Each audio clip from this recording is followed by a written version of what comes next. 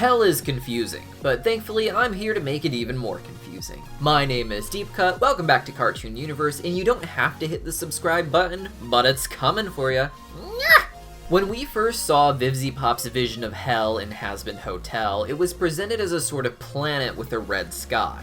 In its sky, we could see celestial bodies, including this dark pentagrammed ball, as well as another planet that appears to be heaven. While we only really saw Pentagram City in the pilot, as well as in the Addict music video that followed, VivziePop confirmed that Hell was a much larger place with many cities in various locations, including plenty of space for wildlife. She even talked about a location where all the evil energy of Hell would pool around and create monstrous flora and fauna, which VivziePop referred to as Wonderland, though she noted that this place may not ever be seen in the show. At the time she discussed this, we only really knew about Hazbin Hotel, but after that we got Helluva, which will be entering its second season soon, and there have even been whispers about a third show possibly airing one day, so I do hope that one of them will get to this location at some point.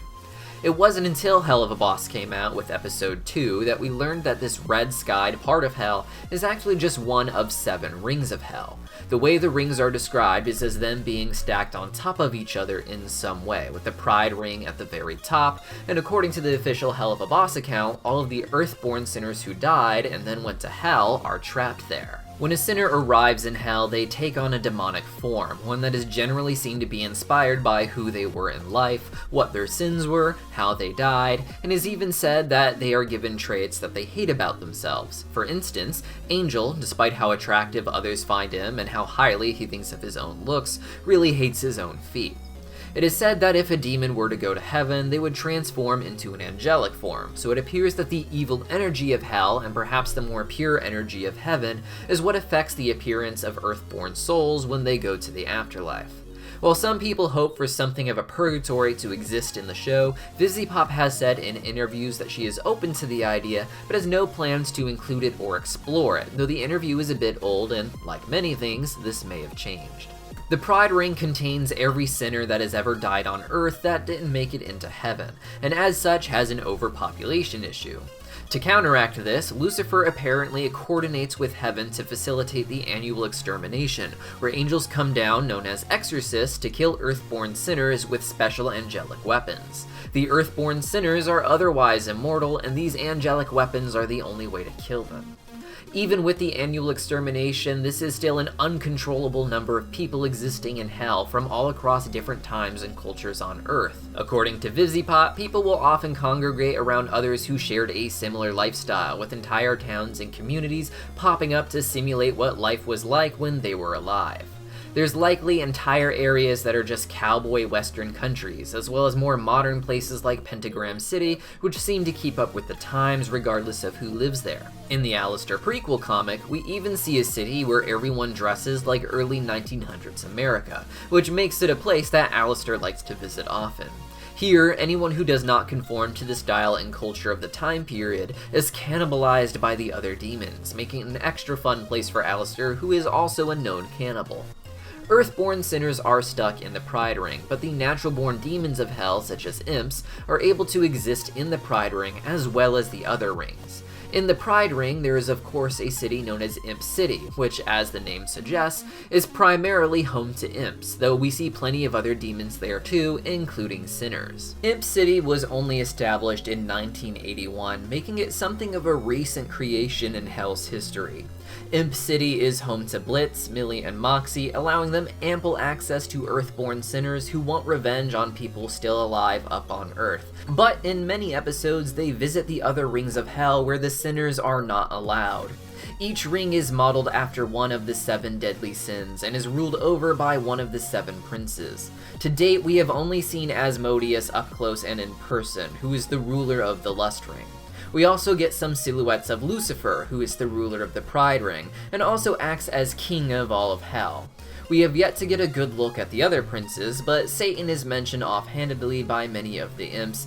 and we see depictions of Mammon both on money and as a doodle in his own signature on a contract that RoboFizz is holding. To reach these other rings, the imps and other natural-born demons use a giant elevator, one that operates similarly to how a train station might, though powerful demons like Stolas seem to have the ability to teleport between the rings at will. as while we don't know if Stolas lives in the Pride Ring or the Sloth Ring yet, as his sky appears pink at some times and red at others, we know he doesn't live in Lust, which has a dark blue sky.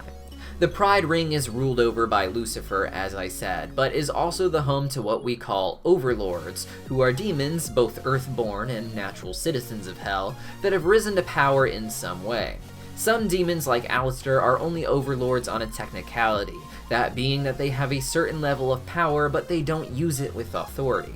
Then there are demons like Vox, who owns the entire television industry and lords over people in that way. We have plenty more to break down, but really quick, I just want to invite you all to come hang out with us on Discord. We have my personal Hazbin Discord server for Hazbin Hotel and Helluva Boss, as well as a Cartoon Universe official Discord where we talk about all sorts of cartoons. I'll put the links to both in a pinned comment down below. The overlords are generally seen as being of lesser importance than nobility like the Ars Goetia, and of course the 7 princes of Hell who rule over the various rings, but rule over the earthborn sinners and the lesser natural-born demons of Hell, which includes demons like Succubus, Incubus, imps, and Hellhounds. Imps and Hellhounds are at the very bottom of this pyramid, and early on it was said that imps were the lowest of the low. VivziePop has seemingly confirmed that Hellhounds are just one step below them in a livestream, which is something that seems true in the show. Hellhounds are generally referred to like property, such as Vortex, who while technically being an employee to Verosica,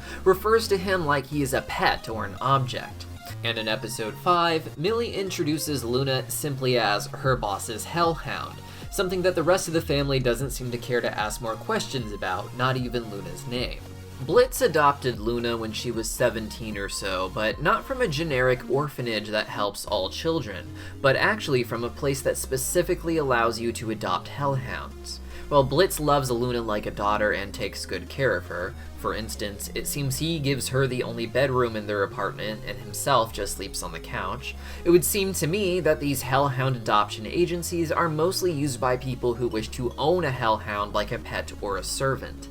Imps in particular are a diverse species, and different imps from different rings seem to have different traits. Imps from the Wrath Ring are referred to as inbreds and seem to be known for their short stature, whereas imps from other rings appear to be much taller as a general rule, and imps from the Lust Ring seem to be on the sexier side and even have wings. But as I said, these are just generalizations, and there seem to be exceptions in every ring. One interesting thing that a lot of people might not have noticed is that in the Pride Ring there appears to be some sinners that are superhero themed. According to the wiki, which is very outdated with many of its sources now missing, so should not be taken as 100% true, VivziePop originally intended for planet Earth and the Hazbin Hotel universe to be a place where superheroes with superpowers exist, and that when they die, they will manifest in Hell with superhero aesthetics and presumably access to those superpowers. While the superhero characters are still seen in the background in the pilot, it seems that VivziePop did away with this superhero idea as a whole. But I personally hope that this isn't true, because I would love to see how this plays out on Earth. Maybe the Imp Gang can deal with superhero teams as their target one week. Most of what we know and have seen of Hell within these two shows is inspired by the pop culture ideas of what a Christian hell is, a place of suffering for sinners. But VivziePop has said that all sorts of religious and spiritual ideas will influence Hell in her shows. For instance, we know that Charlie's family is close with another family of demons known as the Von Eldritch family, with Charlie even dating the son of that family, Sephiathan. They are inspired by Lovecraftian lore, and as Vivzie said, other religions and spiritual ideas will influence the show as well. It would seem to me that Hell and Heaven will be the home of various mythological beings who all influence the real-life religions of Earth within the show by coming up to the planet to do good or bad, depending on which location they came from. This makes sense considering that even within biblical lore, a lot of demons were just gods worshipped by other cultures outside of early Judaism and Christianity that were later weaved into that Abrahamic lore.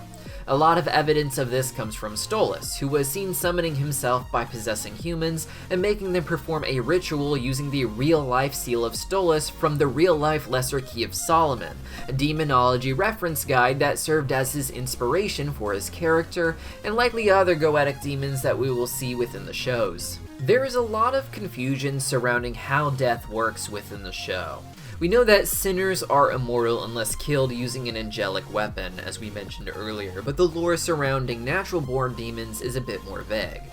Imps are talked about as dying relatively easily, with Millie and Sally Mae being responsible for the funerals of many of their neighbors just for being too rough in the pain games at the annual Harvest Moon Festival. Noble demons like Charlie are referred to as long-living but not immortal, though it seems that demons like her and even princes like Stolas are hard to kill because of their sheer power, with an angel's weapon being a surefire way to get the job done, as Stryker seems to indicate in episode 5 of Helluva. Natural-born demons like Charlie are said to age much slower as part of their long living, and she is supposed to be around 180 years old, but we don't know how long the lesser demons like imps live, as their lifespan doesn't appear to be much longer than a human's on Earth based on how Millie's family only includes her immediate parents and siblings, as opposed to a long line of older imp grandparents who would still be alive if they lived for centuries. Though we also don't know their reproduction rate, so we don't have enough information to really say what is true one way or another.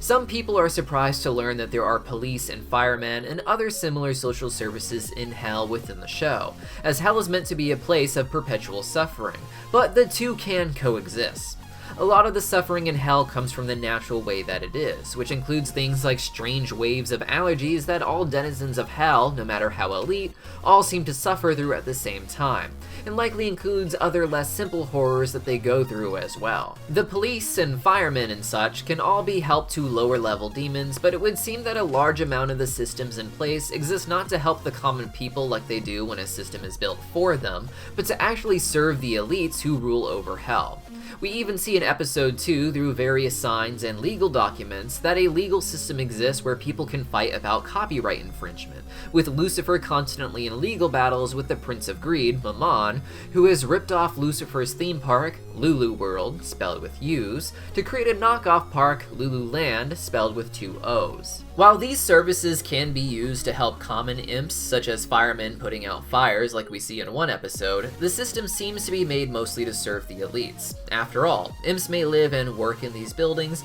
but they are likely owned by the more powerful overlords and other ruling classes. While police do exist, they seem to stay out of the way when Sherry and Sir Pentious are fighting each other in turf wars, and we don't see medical assistance for demons being crushed by flying debris from these battles. The corruption is strong in Hell, and even the police are likely in the pockets of elite demons, and Vivziepop says the laws in place mostly benefit the rich and powerful. Their laws differ quite a bit from our own, with drugs of any kind being readily available on the streets. Places like rehab do exist, but according to Verosika, it's the kind of place people only go to when they're washed up and no longer famous. While non-famous demons likely use rehab, as Verosika was just making a pointed joke about Blitz's sister no longer being famous with their comment, the rehab systems are likely owned by the same people who produce and sell drugs, allowing them to make money off their clientele at both ends and send them right back into the public to get addicted to drugs again after helping them in rehab.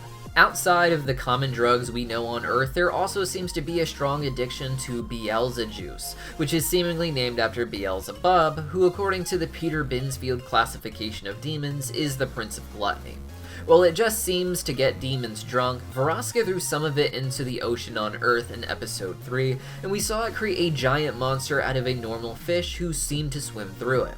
This is likely an answer to how biblical demons about monsters roaming the earth were created, quite possibly just as much by accident as was the case with this freaky fish dude.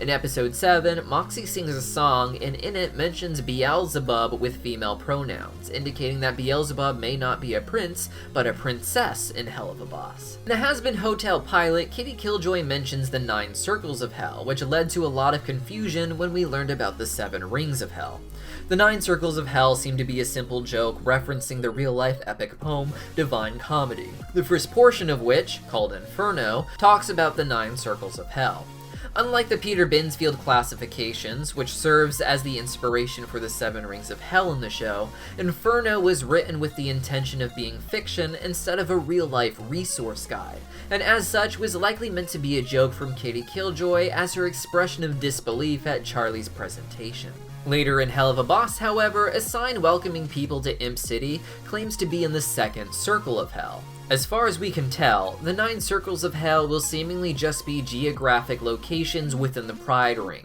arbitrary boundaries that seem to extend outward from the first circle of hell, which is presumably the area surrounding Pentagram City. Each circle of hell would just be a wider circular region surrounding the circles within it, extending outward, with different cities in each one, such as the aforementioned Imp City being in the second circle, and who knows what will be in Circle 3 and beyond.